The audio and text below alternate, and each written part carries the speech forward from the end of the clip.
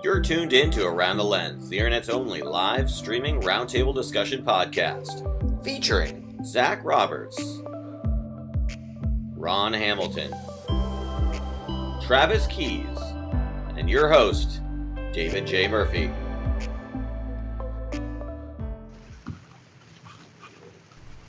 Hello and welcome to Around the Lens, episode 169. I'm your host, David J. Murphy. Joining me as always are my co-hosts, Zach Roberts and Travis Keys. Hello, Zach. How are you doing? Hello. I'm alive. I have a puppy that's laying over on my bed right now, so sleeping. So I'm going to try to keep it quiet. Okay. That's right. So everybody, Grow be up to quiet. whisper. Yeah. Don't make the puppy seriously, grumpy. it's fine. That would be It's just entering the bitey phase, it seems. So yeah. awesome. What kind of breed is it? It's a Labradoodle. Labradoodle. All right, great. Was that just like a gift or just impromptu? It was a very random. My mom was at a weirdly an auction for my sister's school, and I guess somebody donated, one of these a Labradoodle, which are very, very pricey dogs for. and my mom, I guess, had a couple too many glasses of wine and got it. And she's like, "You have a puppy," and I'm like, "Okay, I'm never gonna turn down a puppy. I mean, dear God." And Bowden is the dog's name, and Bowden is very, very awesome. Luckily, so yes, great. Where's that name come from? Is it Charles Bowden? He was a fantastic journalist. Covered the border crisis. Wrote a book called "Murder City" about Juarez during the really high crime years, and I can't recommend that book enough. Awesome, great. Travis, what have you been up to this last week? Travel around. I'm getting into some busy traveling periods, so now I'm actually.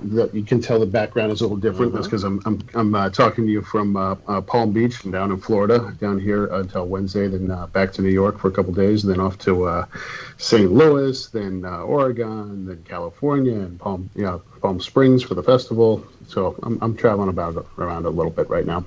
Nice.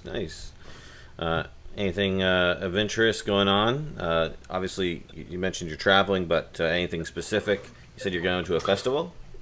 Shutterfest, which is a big thing in St. Louis that is basically a huge workshop of people coming around from all over the United States and all over the world to come together and do some workshops. I'll be speaking at one of the classes there and attending as my role as American Photographic Artist Chairman and doing some stuff there and a lot of shooting and doing some fun stuff around. Just keep very, very busy. That's awesome. Yeah. That's great. Good to hear that. The last week or so, I've been getting ready to go to Korea. I'll be going to Korea here in June time frame. The big PCS move for me.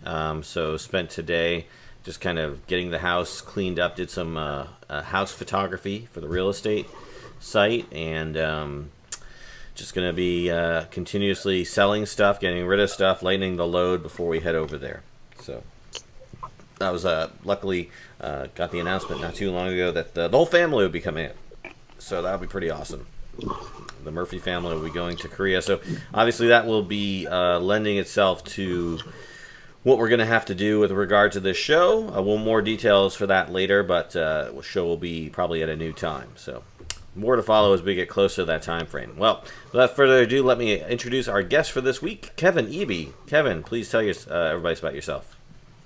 Hi, I primarily work as a nature photographer and had a very roundabout path into photojournalism. I started as a reporter for several newspapers around the Seattle area, and then went into radio. And after radio had ended, I just took up nature photography and had a website where I was planning to sell the images, for prints. And some editors actually ended up seeing the images and liked the fact that those images really helped tell a story, and ended up creating a business around that, creating nature photography primarily to tell stories in magazines and textbooks and what have you. Awesome. That's great. Well, glad to have you on. Of course, we're having you on not just because you're an awesome photojournalist within our community, but you were featured recently on Times or CNN's Top 100 of 2018. So I'm going to bring up that photograph now. It is the photograph that shows a bald eagle. Looks like wrestling with a fox for a rabbit. Is that pretty much the gist of the photograph? Yes, it was totally unexpected. It happened on San Juan Island, which is one of the remote islands in northern Washington state. And I was there trying to create images of the young foxes, which are very, very cute in May, and that I could do a story around that. And it was toward the end of the day, and I was starting to lose the light. And, I had all the cute shots of foxes that I needed for the day, but one of them finally caught a rabbit. And the deal with the foxes and the rabbits there was the rabbits were first introduced in the late 1800s, and the rabbits just exploded. And so then they introduced the foxes 10 years later to try to control the rabbits, and neither of them actually. And, the foxes actually eat the native bulls, and so what you have is a huge population of rabbits and of foxes. But finally, one of these young foxes, which was probably about 2 months old at the time, ended up catching a rabbit and was running across the field with it. And I had a bunch of photos, so what I ended up doing was really slowing the shutter speed down so that way I could capture the motion of the fox with the rabbit across the prairie. And way behind me, I heard the cry of a bald eagle, and it was heading my way. And I worked on a long-term bald eagle photojournalism project several years earlier, and I knew that, while they have this reputation for being these fierce hunters, what they actually do most of the time is steal food from others. And, this young fox had a rabbit that was as big as his head. And I thought, well, I'm probably going to get one split-second photo maybe when the eagle scares the fox into dropping it, but didn't have time to change to a more appropriate shutter speed. So I was just hoping, and was stunned when all three of them then took to the air. Wow. Seconds, I'm trying to follow the action as best as I can. And it's a 600 millimeter lens with a teleconverter on it, so it's 60 millimeters. And the shutter speed was 1/200th of a second. And so, you thought, this is completely the wrong settings for what's going on, and I was hoping to have one shot out of that whole ordeal, and actually ended up having quite a bit. So wow. Yeah, I was looking at that. I'm like thinking about, you got the motion blur on the eagle's wings and stuff, and I think that makes the photograph that much more dramatic and really highlights the motion of the shot. But then I was thinking like, oh man, that is just, you are playing with fire right there. That's very dangerous. Right, and if I would have had more time ahead of time, that's not what I would have done. I had 15, 20 seconds to react before the bald eagle got there, and I thought, well, I'm not going to screw with the photo settings now. I'll just hope that my technique is good enough to get one shot that's salvageable out of this. And, it ended up being a much stronger photo. But absolutely. You're right, totally played with fire, and I didn't actually want to look at the back of the camera for a long time after that was over, because I was afraid that you're handed such a gimme that you weren't able to do anything with it. Yeah. Oh, God. You pulled it off. Yeah, it's a tremendous photo. It looks like you were following obviously the action, and that's why obviously the eagle is in good strong focus, right? You're kind of tracking the eagle. I was tracking the fox because I knew that that's where the eagle was probably. Well, I was tracking the fox because I wanted photos of the fox, marching proudly across the prairie with its rabbit. Yeah. And so when it saw the eagle, it actually kind of froze. So I wasn't worried about the focus. I was worried about the fact that there was a lot of motion that was happening. And, I would have used a much faster shutter speed if I had been planning for that. Well, no, I think it paid off, and I think that's why this photo was probably chosen. One of many reasons why this was probably selected. Because it's such a strong image. And I was thinking, looking at this photo, the only thing I can think of is, man, I wonder what that rabbit's thinking. If the rabbit's still alive at this point, he's probably like, man, I cannot catch a break. No, not at all. I couldn't tell if the rabbit was alive as it was carried all the way across the prairie, because the fox had it sort of by the scruff of its neck, and you would have thought that it would have been okay, but I don't know for how long it had it, or if it had stolen it from one of the other shake fox or something like that and taken it out. Yeah. Yeah, it may have snapped its neck, or it may have been alive but paralyzed. So yeah. But the fox was okay, and I think that's one of the other reasons why the story worked. What I actually ended up doing was posting the encounter on my blog because I didn't have a client for this. Right. The idea was to do a bigger package on the foxes. So I told the story on my blog, and the last frame that I showed was the cute little fox after this whole ordeal with its, looking kind of sheepish, in the den. And I think the fact that the fox ended up okay, and that this wasn't, an encounter where the fox and the rabbit, both perished, I think that kind of made it more of an acceptable kind of heroic story. And I think if it wasn't for that one image of the fox, that, wouldn't have resonated as well as it did with people.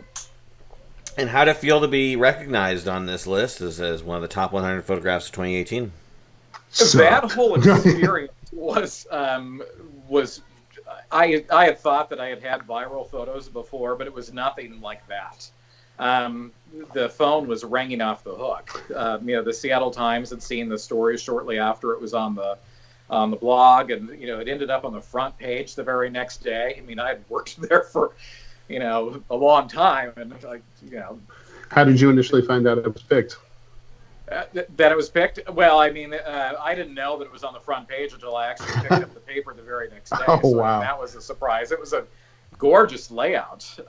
Even it could not have just a beautiful, beautiful layout. And then after that had happened, it was just my email box was just filling up. Sadly, with a lot of people wanting the image for free in exchange for giving me credit. But the thing ran in newspapers from Russia to Australia. All the Australian papers made it a big Sunday feature, and I'd never had anything that had gone that far. And the momentum of this thing actually kind of went for a few months. A friend of mine who lives in Chicago, it said that she was at a dinner party, and people at the dinner party were actually talking about this viral photo that they had seen. And they had each seen it from a different place. And that's fabulous. When I kind of realized, wow, this thing had, would it really clicked with me, just how many people had seen this photo and where it had gone. And then I thought all this had died down until I got a call in November from CNN that wanted to license it for their year-end photo gallery. And it's kind of amazing to me how this just keeps coming back around. Yeah, no, that's great. We always talk about, people who are, dime exposure, and of course, people not wanting to pay for imagery. For all those people who are like, hey, can we have it for free? Did you turn around and give them a price? And if so, did they come back with, okay, we'll pay you, or did they just kind of knock off? The emails were coming in so fast and furious that I actually kind of did email triage. So anybody who said that they wanted the thing for free, they immediately got tagged as to somebody I would get back to if I had time. Yeah. And that was ABC, NBC, CBS. I mean, they all wanted the thing for free. And as actually Fox News, where the lead line of their email was, "We're really interested in this photo. Please tell us what we need to do to license it appropriately." Yeah. Oh wow. And it was just like no other network, like that. I think I'll talk to Fox first. Yeah. So that's how I decided who to reply to, and there was just so much interest in it that I didn't have time to get back to the people who didn't want to pay, and too bad, so sad. I don't want to be the only person in that who's not getting paid for the work. So No, that's good. I'm glad you got paid for your work. That rightly so. I mean, obviously something like that you don't get that very often, so it demands the correct amount of compensation, I think. So good to know that you got paid. Let's talk a little bit about various topics of the week. We've got a lot going on. This could have, had it been, announced when we talked about it last week, could have been thought of as almost an April Fool's joke, or one of these like fake things that really couldn't happen. But as photographers, we're probably, most of us who have used Photoshop, aware of the concept of content-aware fill. Yeah. And now, apparently, content-aware fill is in Premiere. So if you are doing video and you want to, cut out perhaps someone in the background, or an extra car, or who knows what, I mean, you can now do content-aware fill in video. What do you guys think of this? Is this sort of like is this cool or scary, or should we be worried, or is this just another awesome tool for fun and excitement, for creative video? I should say, because obviously we as photojournalists don't use content-aware fill, right? Because that would be unethical. But yeah, but for people like me, it's actually a fantastic thing, and obviously it can be used for good or evil. But for those shots where, oh my God, I left something on in that shot that wasn't supposed to be there, and you have to pull it out, and it took time to mask it out, shot frame by frame. This is something that's actually pretty unbelievable, and this is just like a step in how amazing it's going to be. I can't imagine what they're going to be doing in 3 years from now, and what you're going to be able to do if you're able to do this right now. It's pretty impressive.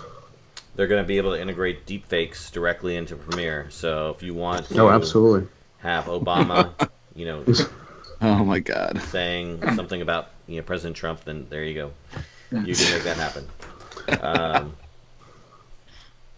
I'm kind of I'm excited, of course, about this. I think it's pretty neat. I watch a YouTuber who does some pretty cool techniques with filmmaking. Indie Mogul. I don't know if anybody's ever heard about that. He's a guy. He did the Sriracha documentary. In case anybody saw that, he has some videos that kind of show his techniques. And one thing that he does, which I think is pretty neat, that I don't see anybody else doing, is he'll take a shotgun mic and he'll stick it right in frame so he can get that as close to somebody's mouth as possible, and then he'll just mask it out. He'll take a slate of the basic key shot and then mask out the mic, and that's pretty ingenious if you've got the time and production to do that. But creating a lot of extra work for yourself. Well, not really. I mean, he's just like you couldn't do any of this. It was just like this makes it so much easier now. Oh yeah. It just automates the process. It's the instant turnaround is what the on the news end is the inordinately dangerous thing. It's the fact that you can have something that was live, and then between not only the content aware but also the deepfake stuff, like you combine the two of them, like you can have a viral story go instantaneously. And the fact that it's very difficult to tell whether it's real or not, just by yourself as a fact checker or as whatever.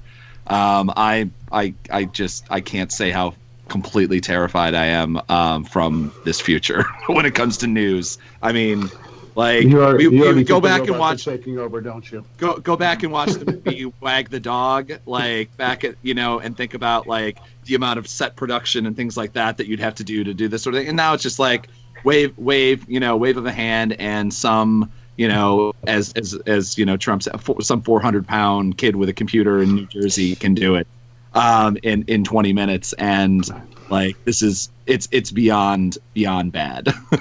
Well, I think bad journalism. I agree, Zach, and I think you bring up an interesting point, which is live, right? So imagine that they can do this content-aware fill thing live. I can't imagine, like, again, processing power of computers and everything will get to the point where you could just select, it could be a live shot of a group, and you could select people out you don't like. Maybe content-aware fill some protesters who are in your shot. Why not? That's you put a few second delay. Well, things like the especially the the deep fake stuff is the fact that you can put someone's face on, with everyone having photos of dozens and hundreds of photos of themselves online at all times. You just take those as resources, and you can just then mask somebody's face in a crowd and say yes, they were there, or and things like that, like or just take them out and be like, oh no, that person wasn't there. And I just know, like, a lot of work that I've done, there's video clips that are slyly edited around photos that I've taken, trying to prove that my photos are lies, and just that's something I've had to deal with. And that's just the fact that, like, because of and stuff being uploaded and downloaded, by the time that these things actually appear on Twitter or whatever else, the quality is such crap that any bad, missteps in the editing or anything like that is masked by the fact that the quality is low. And one of the problems with this is, like, if you watch some of the deep, the deep fake stuff, is that if you watch it on like a 4K 40-inch TV screen or monitor or something like that, there's like little things you can see. that might make a difference. But nobody watches video now on anything other than cell phones and laptops. And so the quality doesn't even have to be that amazing to get by and convince enough people that it's true to change the story. And, I think, and so I think we already be in a scarier state where people don't even care if it's true or not. If it's exactly, if it fits into their wheelhouse and tribalism, they're going to buy it anyway. So there's now that it's harder because they'll be able to find out and test if it's real and see if it was computer generated and stuff like that. But the thing is, once it's gone through, people already have it in their mind that it happened, and convincing them that it didn't happen, that it was a fake, is going to be something that's going to be kind of crazy. And it's one of those things we're going to have to figure out how to. Have a certification of real live video and altered video and something like that.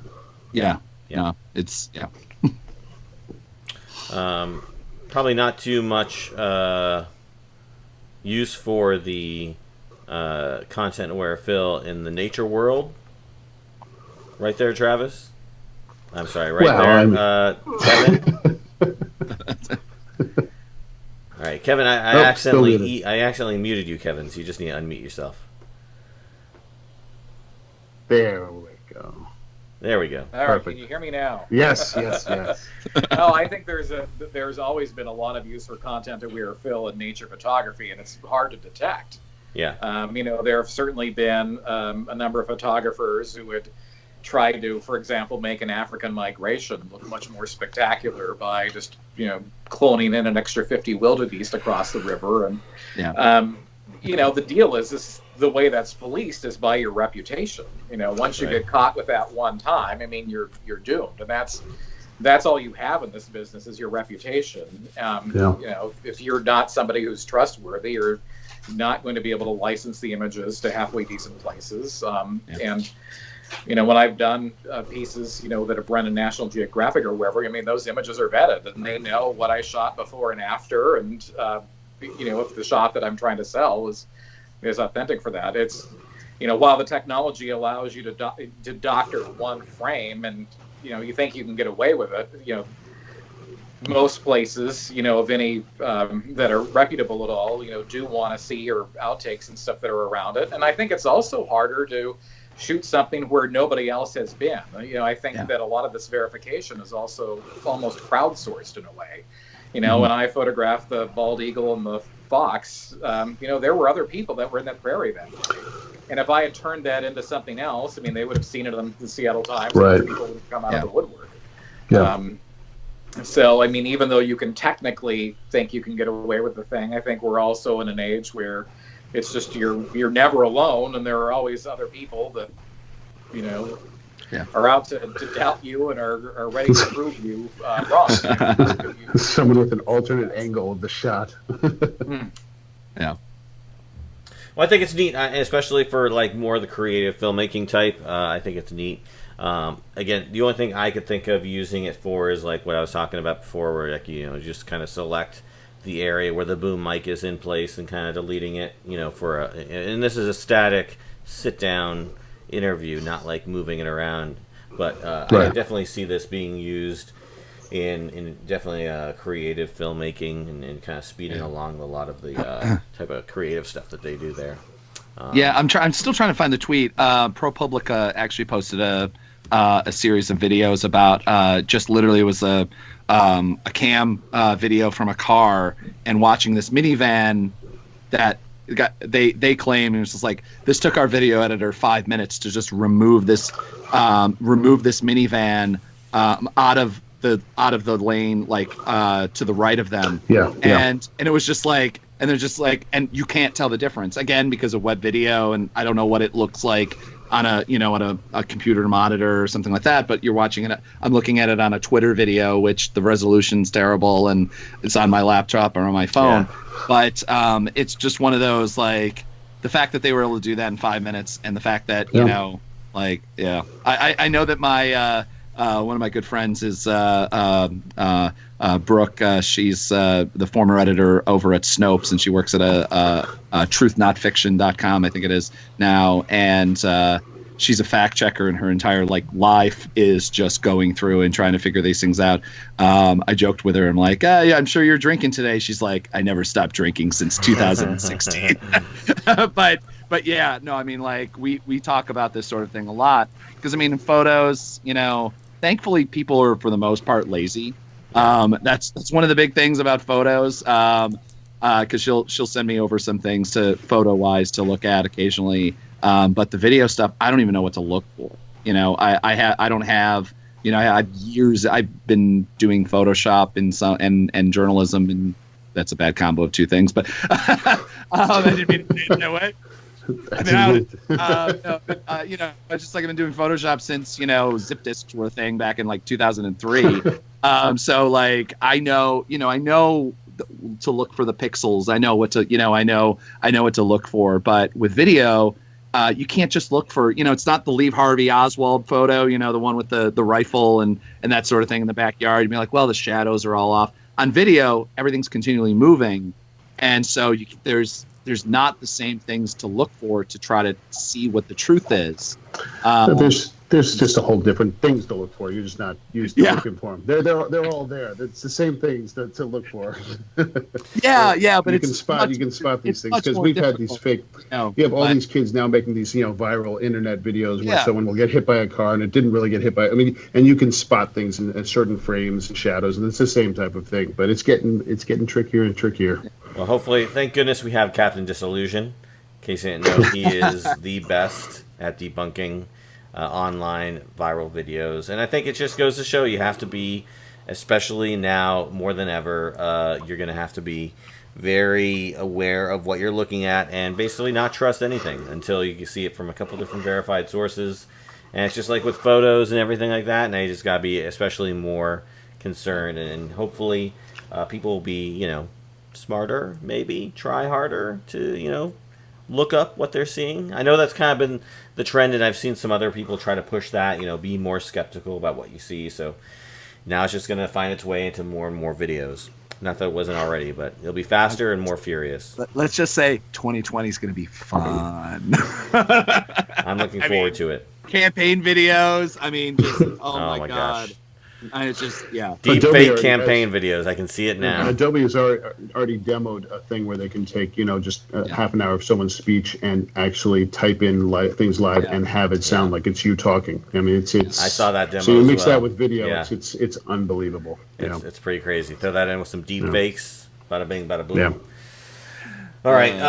Well, let's talk a little bit about journalism and activism. Kevin, you actually wanted to talk about this, and you made some good points in your sort of email. So I thought let's talk about that line between journalism and activism. Of course, like for instance, Zach, he's very left leaning and has done a lot of stuff with protests and whatnot, but obviously always staying on the straight and narrow in terms of his work. But you brought up the idea of activism and journalism, and kind of what did you want to say about that specifically, and how does that impact sort of the wilderness world? I think you see it a lot in the wilderness world, and that's one of the things that I think is actually kind of dangerous that we need to watch for. I think there's a lot of photographers who are working in the nature and wilderness photography world that are tired of seeing polar bears starve to death and feel like there's a lot of inaction and feel like something needs to be done. And really want to get people riled up and motivate people to make a difference in the world, but then want to go out and do an assignment 3 months later where they're pretending that they, are a neutral arbiter and are just going out there and documenting things as they are. I think one of the best examples of it is, the Sea Legacy organization that was started by a couple of National Geographic photographers. And I think they're doing incredible work. They've been traveling to, the North Pole and also to Antarctica to just document the rapid decline in sea ice. But if you look at their annual report, one of the things that, they're saying is that they want to create a movement. They want to create a revolution that, 50 years of science has not been able to get us to care, to get us to do something about that. And I think that you have to be really careful once you've taken a very hard stand like that, to then take an assignment, for a newspaper or magazine where you're covering the situation that's going on with the melting sea ice, because you've already said that this is a huge problem that needs to be dealt with. I mean, for me personally, I took a stand a couple of years ago against Trump's plan to eliminate several dozen national monuments, revoke their status. And I got together with 10 other professional nature photographers, and we created a free ebook that documented each of those national monuments. And in that, we included a call to action, trying to get everybody to write to their congressman to, put an end to that. I don't think I could ever, on an unbiased way, cover national monuments. I mean, if I'm going to get sent on an assignment to Utah, I'm not going to find a place in the Grand Staircase Escalante that I think, it's probably okay to drill there. I'm already on the record as saying that, these are places that, are very special to me, made up a huge part of my art portfolio, and I think should be protected for generations to come. So I think, for a photojournalist, I don't think you can hop back and forth at will. Now I'm, a photojournalist and, am just telling you the honest truth about what's happening here. And, now I'm an activist and I want you to take action to right these wrongs. I think, once you've switched over to that other side, at least on that topic, you need to respect the fact that, your view is now tainted. Yeah. I was thinking about drilling in national parks, and I'm like, I think that, just hypothetically, at what point, when we run out of oil everywhere else, do we start? Is there a point where it's okay to drill into like the national parks and these areas that are in touch? It's happening. It's happening right now. Yeah, it is, unfortunately, and it's. Yeah. I mean, and the other options are very viable, and it's we have to get ourselves off the fossil fuels. I have a kind of a thing where I say, especially those of us who work in whether we cover environmental issues or political issues and things like that, I think that most of us who are freelancers in some way, shape, and form, the reason I cover the things that I do, the reason, like, other than getting paid and rent and everything like that, is as opposed to covering something else, as opposed to shooting a wedding or doing something, covering a different type of event, is because I care about that thing. And so it's always hard to kind of find that line. Obviously, you have to keep your, personal in every story. Hopefully you keep your, journalistic wits about you and that sort of thing. But like the reason I cover, political events, the reason I cover certain things is because I care, and whether the level of whether that goes into activism or not, is kind of always the question. I guess it's up to the reader a lot, especially as a photographer. It's sometimes harder to be an activist as a photographer than when I also write stories, because there's a more ability to open up opinions and that sort of thing. I do agree with you about, like, am I going to go, like, I have a story that I want to cover about Pebble Mine up in Alaska at some point. And am I going to go to the places that, don't look that good, or something? I mean, and I'll be like, oh, well, that'd be a perfectly fine place to dig a massive gold, copper mine or whatever, and, destroy everything. But so there's, on that level, there's always the question, but I also don't, if I'm covering a protest or that sort of thing, or if I'm covering a rally, I'm not going to take the photo of the boring parts of the crowd. Or if I do, that's not going to be the photos that I send, whatever. And so it's an interesting, because it's obviously a conversation, because I work right along that line. A lot of my work is bought through my wire, or separately through activist publications, labor publications and things like that.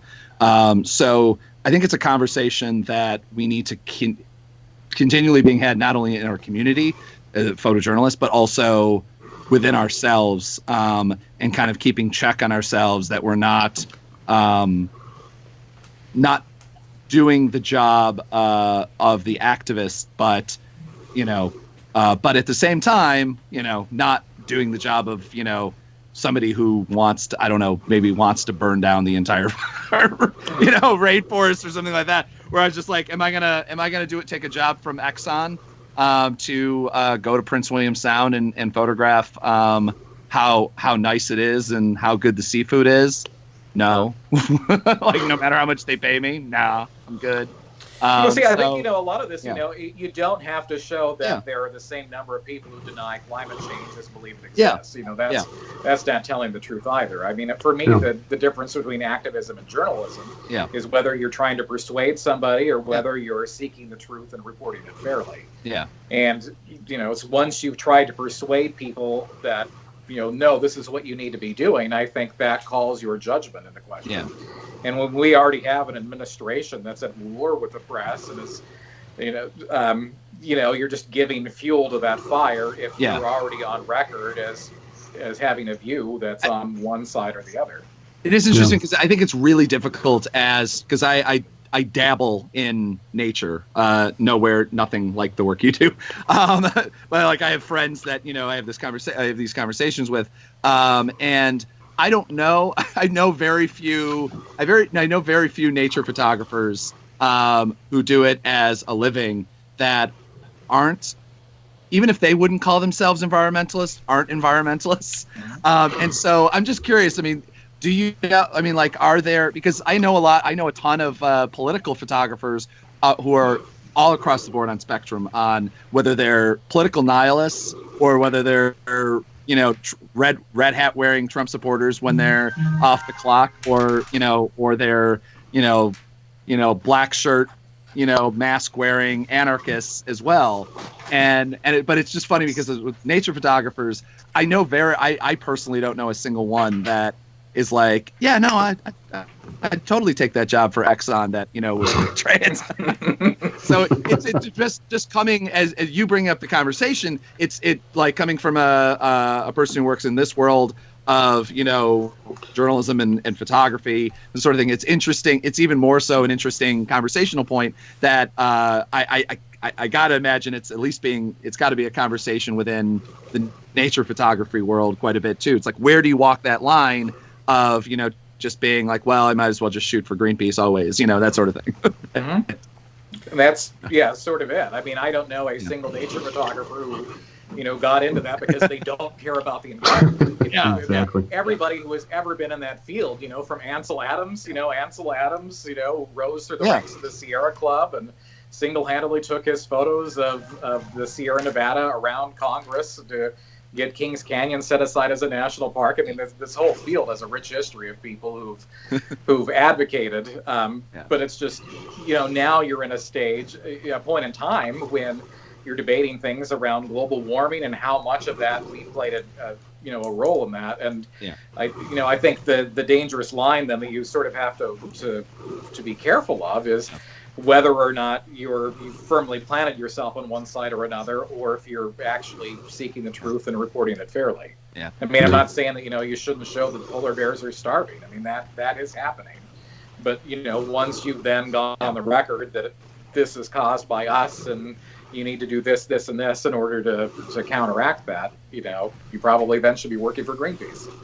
Well, let's talk about that polar bear starving sort of case, because that was a big deal, right? That was something where I think it came out that was not the case, right? Or there was something more than that was going on in that one photograph that was getting very lot of traction. What ended up happening was National Geographic, when they had run it, and I forget exactly what the caption had said, but it had said that this bear was starving because global warming had eliminated its sea ice. Right. And the uproar that was around that was, you can't know why the polar bear was starving. I mean, there may have been some sort of health issues with it, and so the big flap was then changing that caption, which had made some assumptions. Mm-hmm. And initially, the photographers didn't write the caption. But also didn't make an immediate attempt to correct it. I mean, because the photographers who were behind that, are behind the Sea Legacy organization, which has made no secret of the fact that global warming is the biggest crisis and we need to do something about it. Yeah. And so the debate was how that photo was cast. I mean, it was a legitimate photo, and they were also criticized for not trying to feed the polar bear, but you're in a remote part of the northern reaches of Canada, it's like, you don't have 500 pounds of salmon with you to get the bear fed for the month. Yeah. Yeah, it'd be funny. Get the bear used to being fed by humans. That's even better. That's super healthy. That works out well. It is slight aside, but I don't know. Do you know if you know Boyd Norton? I interviewed him a while back. It's his birthday today. It just popped up on Facebook literally as we're having this conversation. Happy birthday. He wrote a fantastic book that I recommend people check out called Conservation Photography Handbook. And it literally is kind of this: is how to save the world one photo at a time. And it's specifically talking about how to use your nature photography and your work. And of course, this book is sponsored by Sierra Club. I just interviewed him I believe I interviewed him for Around the Lens a while back. If you check on that, that's just an aside. But, well, it's like talking about climate change and activism. Of course, wasn't there that movie that DiCaprio narrated that came out not too long ago? That was just pure activism. And I'm sure a lot of stuff. It was the miniseries, right? I don't know. I thought it was a movie. I can't remember. Yeah, I thought it was a movie, but I can't remember either. Oh. But I mean, that's something where, again, obviously the content created by wilderness photographers, videographers is being used in activist nature. And it's like, with nature, it's nature, right? It is what it is. Like, you can't stage nature, really, unless you're, getting a stuffed anteater or something like that. It is what it is, and you're just filming it. And if people want to use it that way, I just, unless you're, purposely choosing to showcase the negative sides of whatever is going on. And obviously, global warming is a huge issue. It's kind of like one of those things you feel like, oh my gosh, what can we do, really? It seems so daunting to have the control of the average person. You be like, I recycle. All right, well, there you go. We're still, gonna go to the 2-degree mark. And anyways, but okay. Any activism? Activision. I played Activision all the time as a kid. Any activism on portrait photography there, Travis, or anything you're doing? Model? I mean, certainly in the past. Certainly in the past, I've done a lot of activism with, with like I talked about shooting the portraits of the kids in Uganda that were part of Wells of Hope that were, either their parents were on death row or had been executed. So I brought awareness to them through that portrait series and to the organization. So, I mean, yeah, there's lots of stuff we can do with portraiture and bring awareness to stuff. And constantly I try and do that as much as I can. Yeah, that's awesome, man. All right. Well, Zach, you brought this up to me via email, so I thought, okay, let's talk about wide-angle lenses, because I figured that's what you brought this up to me for.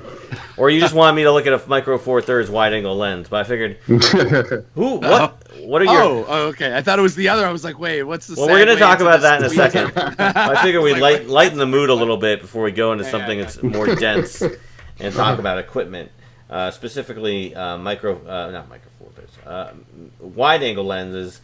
Let's start with you, Kevin. Do you use any wide-angle lenses in your work? I can't imagine you're using much wide-angle lens unless you're doing like landscapes. I switch between landscapes and wildlife. I generally try to switch assignments back and forth from wildlife to landscapes, just because I find that my work is very stale. If I do one or the other, I find that it gets me into just a huge rut. And so switching gears kind of helps keep things fresh for me and allows me to kind of push forward. So yeah, I do use wide-angle lenses. My favorite is the Canon 11-24, which just gives you an incredibly wide view. The temptation is always to try to cram as much stuff as you possibly can into a scene. And, I think it looks very gimmicky when you do that, but if it's under very special circumstances, I mean, that 11 millimeter setting allows you to just create some really wonderful images that are unique, and I love that lens. It's very awkward and hard to carry around. It's very heavy, and the front element of that thing is very bulbous and kind of makes a tip, and it's not really easy to pack. But yeah, I would not ever go without that in my bag. It's an incredible lens. I used the 16-35 when I had my Canon, and now I'm using the 7-14 millimeter on my Micro Four Thirds, Which, by the way, I did not buy the S1 or the S1R. I was thinking about it. The pre-order period is over. You can now buy it. I didn't realize there was actually a pre-order bonus. You get a battery grip and battery for free, which is like $450 value if you pre-ordered it. But at the end of the day, I'm going to stick with the Micro Four Thirds, the GH5 for right now, and we'll see how that goes. But I was actually shooting with the 7-14 today because of, again, trying to take some photos of the house. How about you guys? Any wide-angle work? And what wide-angle lens do you prefer? I'll start with you, Zach. I have the 17-35 2.8 Nikon, and I, as the joke goes, I always have a bad case of white-itis. I really enjoy the wide-angle lens, especially. For now, 80% of my work, I cut one camera. I have a 70-200 on, and the other camera I have the 17-35 on. Because some stuff I just want to shoot from afar. You get that nice, depth of field with the, especially if you're shooting a 2.8, and you can shoot through crowds and things like that and be interesting. And then the wide angle lens is the, just complete coverage thing. Or if I'm getting in really close, I do actually do a lot of interviews too with that as well, because I'm usually one-handing, like holding onto the camera with one hand and then holding a mic with the other. So keeping it pretty wide doing interviews is, at least they won't like fall out of frame or focus or something like that. It's a little bit more difficult to do that. We'll say I will always pitch for this lens. If you use crop sensor cameras, I don't think they've made a full frame lens yet. Buy the Tokina 11-17 2.8 lens. You can get a used one. Even their first generation ones, you can get a used one of those for probably like $250 now. It's a 2.8 lens. I shot almost all of Occupy Wall Street with it as like the only lens I had, other than a 50mm 1.8. But that was just, it was always too tight in for a lot of stuff. And I can't recommend that lens enough. It is built like a tank. And literally, I have video online of it taking a baton and surviving. Wow. So, like, I've tried many times to be like, Tokina, will you sponsor me? That's a pretty good testimonial right there. Pour out for that lens, even though I don't. I'll buy a crop sensor camera just to shoot with that lens again, because I love that lens so much. Wow. Yeah. So. Very cool. Travis, what wide angle do you use for your Sonys? Or your medium format? I definitely. Now? Yeah, I don't have I have a 43 for my Fuji full frame, which is about a 35. But for my Sony, I have a 16-35 2.8, which is one of my favorite lenses. It's so sharp and just a wonderful, versatile range to shoot with. But I also have a 14mm Voigtlander for my Sony. That's a manual focus that I love as well, and I use those a lot when I'm traveling and shooting a lot of different types of things. And the 16-35 is just such a versatile range, and it's one of those, there's the trinity of lenses that you kind of need to have in your bag. Yeah, no, absolutely. It's part of the trinity, and I think the holy trinity of lenses that you need. You just checking up, how is the medium format working for you? Have you done much work with it yet? Not as much as I'd like. I have been kind of playing with it. I want to get into studio with it and do some portraits and stuff like that. But in terms of just walking around and shooting some landscapes and some other stuff, the shallow depth of field you get on a medium format and the level of colors on the Fuji sensor is just gorgeous. I get the files and the colors are phenomenal. So having a lot of fun seeing these details and really playing with, because a 2.8 is really working like a 2.0 on a 35, and it's just so creamy and beautiful. So I'm getting a little spoiled playing with it, and now but each lens is like another camera system. So like the next lens I want is like $2,700. I'm like, oh yeah. That's tough. I was gonna say, does the larger sensor lend itself to like lower or higher ISOs? Like, are you able to shoot at like 5200 without loft, 5100, 51,200 without any sort of? No, I'm not really seeing that. Certainly, if you're going to do landscapes and all that kind of stuff, you're going to throw it on a tripod anyway. But it's not a low light monster like the A7 S3. No, Yeah, well, that's not out yet. You're gonna hype everybody up. Like, what? The S3's out? I was just trying to see if I could get you to be like, break slip up and say it's coming. Oh yeah. I got Tony told me the other day. Yeah, it's coming out. Oh no, I shouldn't have said that. We get a scoop on around the lens. I'm so screwed. Yeah, I got it right here in my bag. Oh, it's not. Oh, it hasn't been announced yet. I shouldn't have let it right now. Well, I'm not under NDA for the camera that you wanted, and I played with it, and it was kind of fun. Yeah. Well, that's going to be a pretty awesome camera when it comes out, the A7S III. I've always loved the S series. I think they're just... I'll just say the rumors of it it should exceed some expectations. Okay, cool. Well, I want to be able to... I want it to replace night vision 100% completely. That's where I want. All right. Well, let's talk about this tweet you brought up to us, Zach. I'll kind of give the gist of it here. So Scott Mervis on Twitter, he's at @ScottMervis_PG, wrote a post basically saying, I am certain that George Carlin would recoil at the now oft-used term photojournalist. We're reporters, they're photographers, that's it.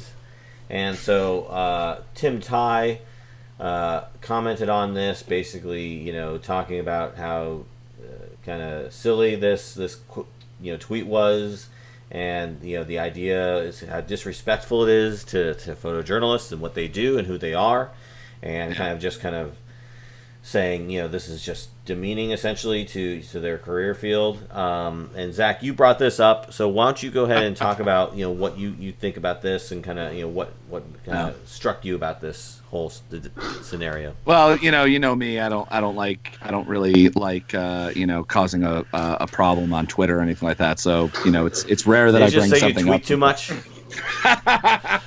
We should have a segment. And now another Zach rant, sponsored by Nikon. Another bridge burn. I'm sure Nikon would love to be associated on Twitter. But it's this problem, because there's a conversation not only on I don't know if it's photojournalism Twitter or just my Twitter or what, but like kind of talking about how it's like what the hell, why do reporters call my photographer or my camera person or whatever, and just trying to change some of that language that that because in the newsrooms it's often photojournalists, photographers, whatever they want to call themselves, videographers, are very much low man on the totem pole when it comes to journalistic respect, when in fact actually often we are the only ones that are actually required to be covering a story. I can't I was just retelling a story from Charlottesville. LA Times wrote up I think it was a 4 or 5 column story, and it was completely and totally based off of my reporting, and I didn't get a byline from it, which was fine. It was not what we agreed to and that sort of thing. But they bought my video, used the interview I did with a couple people, and also used my photos. And then I told them the story of what I had seen or whatever, and they wrote the entire story out from there. And so it's this kind of continued problem that a lot of journalists don't have the same respect. It's not returned when it comes to photojournalists. We respect the reporters we work with quite a bit when it comes to, especially when it comes down to journalism and everything like that. But the Scott Mervis, who is an arts critic, and doesn't do. He does journalism criticism in that way, but doesn't do I don't want to use the word actual journalism, but it's not out there in the field covering breaking news and things like that, or covering long-term investigations and whatever things that usually you attach the word journalist to. Had said this, and then followed up with after everyone was like, what the hell, dude, you work at a newspaper in Pittsburgh that has 6 Pulitzer Prize winning photojournalists. It's one of the most widely respected newspapers in the country when it comes to photojournalism. And then he followed it up with, oops, forgot that photographers are the most sensitive people on earth. And so it's kind of this wild idea where it's just half the photojournalists that I know now at least occasionally write their own copy, not just their own captions. So they write the news stories along with it. We interview people. We're often doing video as well, so that we also interview people in the same way alone, in the same way that a reporter would do as well as a journalist would. And so it's this weird thing is that, photojournalists are almost always the first people kicked out of the newsroom when layoffs happen.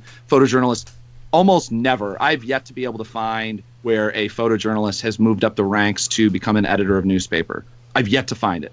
If anyone knows a photojournalist who did it, please tell me. But I've asked several times. I've asked tons and tons of times. It's a known thing that just doesn't happen. And so I think that, with the massive amount of layoffs that's been happening, with, photojournalism being gutted in the same way, but even more so than journalism as a whole, Ben, I think that this guy really, took a bat to a hornet's nest, and kind of like just everyone's been kind of telling their stories about, it's like, oh, here's what I do as a photographer, and people are listing the number of times they've been arrested, beaten, trampled, or just had gun pulled on them, been shot at in the line of their work, which is, I guess, just taking photos, which even as a whatever isn't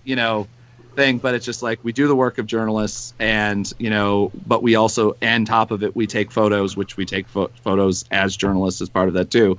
But even if we didn't write, but we also write, and so it's just it's a sign of a whole thing. The fact that the guy's standing by it is kind of amazing. I can't imagine what it must be like for him if he goes into the office on this was happened 2 days ago, but when he goes into the office today and has to, if he runs into some of the photojournalists that work at his newspaper, how awkward this must be, that we're sensitive. Yeah. And beyond all of this, I have no idea. I know George Carlin's daughter.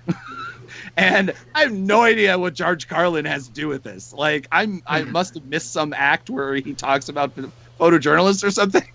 But I'm pretty well versed. I grew up on Carlin's, on his work, Class Clown and everything. And I don't know why you're bringing George Carlin into this too. Like, oh yeah, George Carlin's famous photojournalism bit that he did all the time. Oh yeah, the full record back in the 70s when he just went off on a tangent about the expansion of curse words came out of that. Yeah. Like, it was the 7 words you can't say on television, and then George Carlin's rant on photojournalism. What I find funny about this tweet is that he's saying it like it's just kind of this new term that just is sort of popping up. Like, oh, all these millennials want to be known as photojournalists. Excuse me. Photojournalism as a term has been around like forever, as far as I know. It's been around since I've been doing the craft. And the idea that there's this sort of distinction between a journalist and a photographer and a videographer is really just an old way of thinking. I mean, that's not the way that we do things in the military. It's not the way that I've seen it done almost anywhere where there's, people creating content. Everyone does everything. There is no line or distinction between no one just does reporting or just does photography or just does videography. Everyone does everything. So... Yeah. That's just I don't know. Zach, I think Zach knows that photojournalists are known as the snowflakes of the media world. I mean, it's just a given. Total snowflakes, yeah. No. The fact, as I said in a tweet, and whatever, I hate doing podcasts about tweets as much as I love Twitter. But like as I said, reciting people's tweets is the worst type of podcasting. But even though that's probably like 90% of podcasts out is people talking about tweets on podcasts and then whatever. But is the fact was like, as a sensitive little snowflake, I carry a bulletproof vest, a ballistic helmet, a gas mask, in the trunk of my car almost for every assignment that I go to. So me, like. You're a real man, you carry a bat. Yeah. I would just, just own it. Like, I guess, just like this art critic does. Anyway. Let me ask you, Kevin, would you consider yourself more wildlife photographer or more wildlife photojournalist? I mean, it depends on the assignment. If I'm telling a story for a magazine. You know, I'm a wildlife photojournalist, you know, who's trying to get to the truth of whatever's happening in a particular area and create images that express, you know, what I found there and help people understand what's going on. If I'm creating pure art, you know, that's designed to go in a gallery wall or, you know, in somebody's home, I mean, then I'm a wildlife photographer. You know. Well, if you had to pick one business card with one title, what would you put on it? It says nature and wildlife photographers. It says in my business there you card. go. So let's talk about that for a second. So when you're doing wildlife photography that is purely for artistic purposes, it's going to be printed on probably some large canvas print or whatever, or large print in a gallery. Is the same rules and ethics that you would apply towards photojournalism applying to that nature work, or do you have more liberal, do you take more liberties with that work, you know, in post-processing? You can take a few more liberties in terms of, you know, color corrections and what you do with the curves than what I'm comfortable doing in pure photojournalism. You know, when the eagle, fox, rabbit image ran in some magazines, they actually wouldn't even take the version of it where I had cloned out the dust spots. I mean, they wanted it down to the original file, which I thought was strange. I mean, because the dust spots doesn't materially change, you know, what's there, and I provided the original file, so they knew that it was a real scene that I hadn't composited or something. But, right. You just Googled eagle, fox, and rabbit, and then you composite in Photoshop together. That's how you made that. That's the truth. Use content aware around the rest of it. You're all good. So there's definitely a different amount of editing that I can do based on whether or not it's going to hang somewhere versus run in a magazine. But you can't go like crazy and clone out and like. I mean, are you going like cloning out power lines and all that stuff in the artistic nature world prints? Is that allowed? No, I don't generally shoot where there would be animals and power lines. You know, I'm usually way up on some mountain trail or out in the wilderness. You know, if I do have to hide something man-made, you know, I will grab the camera and, you know, be low to the ground and hide it behind grass or something, you know, which, you know, allows you to remove those power poles or whatnot without actually having to do it in Photoshop. Right. So you don't mess with the nature. That's the most important thing. You're not messing with the nature. No. And, you know, there have been people who've been caught doing that, and you don't work with them after you do it. I didn't think we'd make it through the episode without his name being mentioned. There were photographers who were caught, you know, passing off animals that they got in a zoo, and, you know, people notice that stuff. You know, you can see the chain link fence that's just out of focus in the background, and, you know, all you have is your credibility, and once you've spent that, you're done. Exactly. How much is credibility worth on the open market, you know? Just kidding. $2. It's how I get assignments. You know, I you know, one of my biggest accomplishments was getting 2 photos on postage stamps. And, you know, I got those because before you're going to print 100 million stamps, you need to know that image was a real image that was taken where you said it was taken. Yeah. What images were used on the stamps?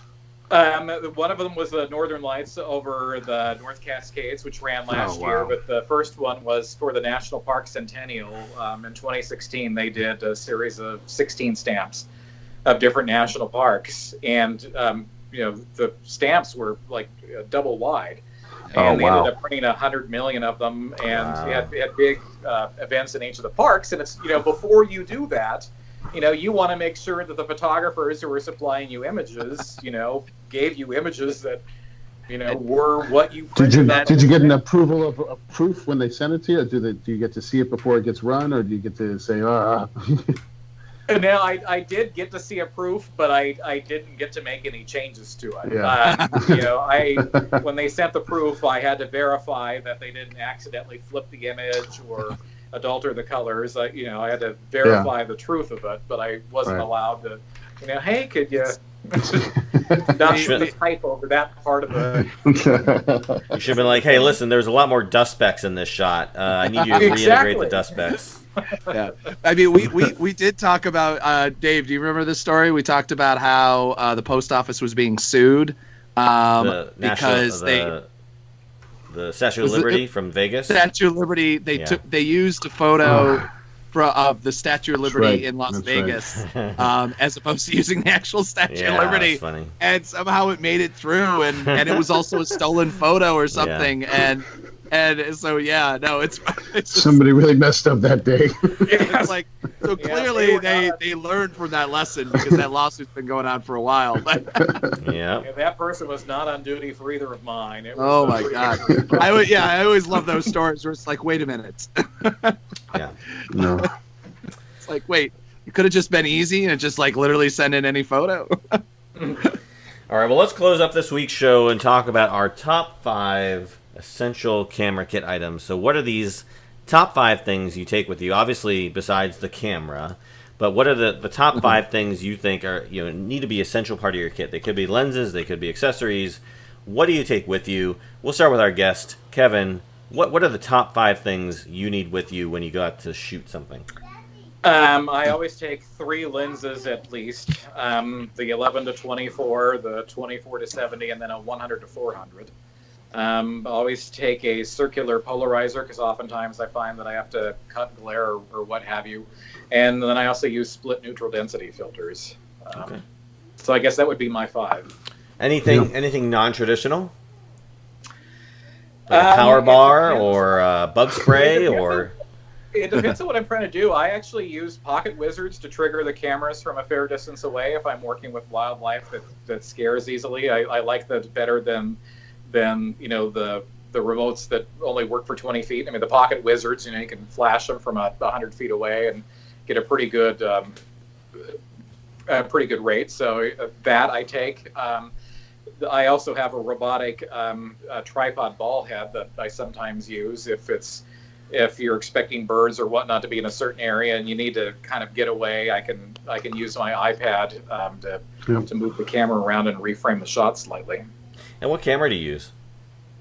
For the landscapes or more locked down shots, a 5 DSR from Canon is what I currently use, and for the wildlife action, 1D X Mark II. And I always travel with 2 cameras because I'm out in the middle of nowhere and I want to make sure that I have a camera that functions. But also for the shots that are locked down, I use mirror lockup. But if I'm shooting wildlife, I don't want to have to go through all the menu settings to change that back. And I've just found that I need 1 camera for action and 1 camera for things that are set up. And does mirrorless, like the Canon EOS R, RP, intrigue you at all? I have not used any of those yet, just because it's Sony A9. Sony A9. Panasonic S1R. Yeah, Sony A9 does 24 frames a second. 187 megapixel. Most of the photographers I know have already ditched their Canon gear just because you can pull so much more shadows out of any other camera system. There's rumored to be a Canon mirrorless next year that will have a huge bump in resolution. That would intrigue me, but for right now, it's not worth the expense to switch to something else. Yeah. Okay. Top 5 accessories, lenses, whatever. What's part of your kit, Travis? Besides the normal things, I think lenses and all that is depending on what you're going to shoot. But I'm always having extra batteries in there. I have a little clip that's got a little tool on it in case a little Allen key to get the mount off or whatever I need to do in case there's something wrong with the camera. Always a lens cloth or blower that I have in there. I'm starting to doing a little more video and behind the scenes stuff, so I'm putting my DJI Osmo Pocket in there, and that's kind of it fits right in there. Those are pretty my standard things that I always make sure that are in my bag. And then 2 bodies. I usually always have 2 bodies in there. Okay. Travis, Zach? Cleaning cloth, of course. If I have a tripod or anything like that, what I do is I wrap at least one of the legs with a whole bunch of gaffer's tape. So I don't have to carry the roll around with me, because obviously in a bag and everything, you're not going to do that. I also sometimes, if I'm on an assignment will just find every flat surface that I'll put some gaffer's tape on, because if it starts raining a little bit, you can just put that over the the sensitive spots on your camera, and that sort of thing, and be able to peel it off, and it's always useful. Let's see, bare back and body pain meds. Always very useful, especially, and I'm sure you don't know anything about this, where, like having to crouch down for like 7 hours at some event or out in the field somewhere. It's always nice to have. Silver and a silver Sharpie and a black Sharpie, because I can't count how many times it's useful, because gaffer's tape is black. It's super useful to have the silver, because then you can put down, if you're at a spot out on a floor at a convention or at a table or whatever, you put that gaffer's tape down and then you write your name on it. And most of the time people respect saving your spot or whatever. So that's a nice thing. And then the black Sharpie is it's a black Sharpie. It's signing whatever. It's always useful. I actually find it's one of the secrets that I've always used. If you're going to events and you're a young photographer, or if you're going to a conference or something like that, and you want to get in good with, or you want to get like close to a subject that might be signing books or signing autographs or whatever, carry a thin black Sharpie with you wherever you go, because they will never have them, and they will always run out of them if they did have them. And I can't count the number of times that I've become friends with an author or someone famous because, oh, here, I got a Sharpie. And I just hand it to them, and they go, oh, and then we have a moment. The other secret, I think I've said this before, is always carry, if you're going to a convention. This is my convention list, which is the must do, is a power strip, and write your name on it. Not because if it gets stolen or whatever, because it's a $5 power strip, who cares? Write your name on it so that every single time somebody comes over to plug in something or whatever, they get to thank you. And I can't tell you how many people I've met, like early days at Comic-Cons and things like that, just random conventions. I've met journalists and made connections with people, literally because I had my name on the side of a power strip. They're like, who's Zach? And I'm like, oh, thank you for actually bringing that, because, if you've covered a convention, especially with, the political conventions coming up next year, like, that they never have enough plugs. And so if you provide one, even for one person, you just made a friend. So. I totally lost the pool. I thought you were going to say 3 bags of Pop Rocks, baby wipes, 2 bags of mescaline, 5 sheets of high-powered blotter acid, half shake full of cocaine. I only see a multicolored uppers, downers, screamers, flappers, corner and one rum, crazy straw. You needed all that for the trip, but once you get locked into a serious drug, anyway, I know too much of Russ Thompson. So. Indeed. Well, I'm bringing obviously the camera, the lenses. I've got 5 lenses I usually bring in my kit. And then I've got this little kind of waterproofing bag that I keep. It came with the camera kit, but it's easy, something you can just kind of not take with you. But I like to always have it with me because you never know. It might be raining, it might be storming where you're at. I do a lot of video shooting as well as stills, so I like to bring a little kind of portable just shotgun mic, and I love these little shotgun mics because they don't require batteries, and it's just I can't stand the idea of me having a shotgun mic and then I can't use it because the battery's dead or I forgot to charge the battery. I like to bring one of these Gorilla Pods as well because want to do the vlogging like the cool kids do, so you gotta have that Gorilla Pod.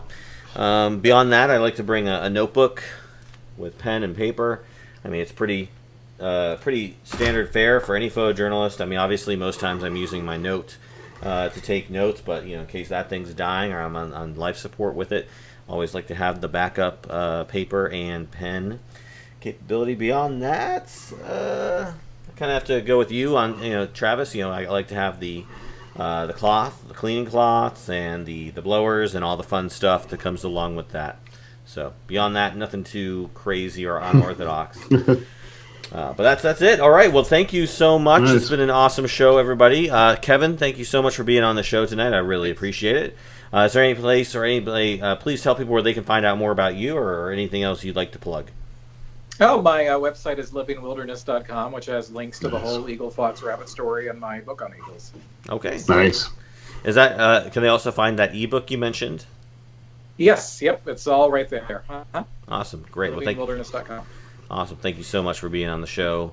Travis, anything from your end? No, not much. You can always follow my adventures on Instagram at TWKEYES. And if you have more wonderful questions or follow-up you'd like to know or reach out to us, make sure you do. Every week, I got to say, we are very thankful for our listeners, and we love feedback and new ideas and questions. Great. Awesome.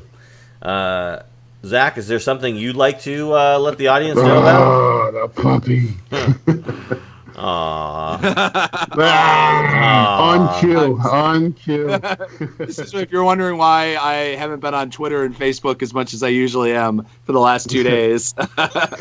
Yes, because Bowden. Yeah. Sorry, Bowden. I just woke you up. How old is Bowden? Almost 2 months old. Wow. Yeah. And is the other dog around? Is that? The He's Irish the garage now. There's the other Irish Wolfhound, which is just confused by. Just confused by this small dog. I was going to ask, are they getting along? Yeah, they're getting along fine. This one's too small to really do anything, cause too much trouble, and at this point, the Irish Wolfhound is just confused by this like tiny little thing jumping up at it, and it's just like looking up, like, "What are you?" Nice. So yeah. All right. Well, of course, I'm going to steer everybody towards AroundTheLens.com, and we've got a great show coming up next week. Let's see who our guest is for next week. You may have noticed we've been messing around with the website design. Zach actually gave me a great, awesome template here, so just trying to make that work. But next week, we've got Johnny Milano, who I'll be talking about his work and also being featured on CNN's Top 100. So, again, another great photojournalist coming at us every week. So, Kevin, thank you so much again for being on the show. Truly appreciate it. For Travis, always welcome back, by the way. For Travis Keys and Zach Roberts, I am David J. Murphy. This has been Around the Lens, episode 169, and we are out. Thanks for tuning into Around the Lens. We hope you enjoyed the show and hope you'll join us next week. In the meantime, go to AroundTheLens.com for show notes from tonight's episode, as well as links to our Patreon, YouTube, Facebook, Twitter, and Instagram pages. We're also always looking for new and exciting guests to feature on each show, so if you know somebody who might be interested, let them know.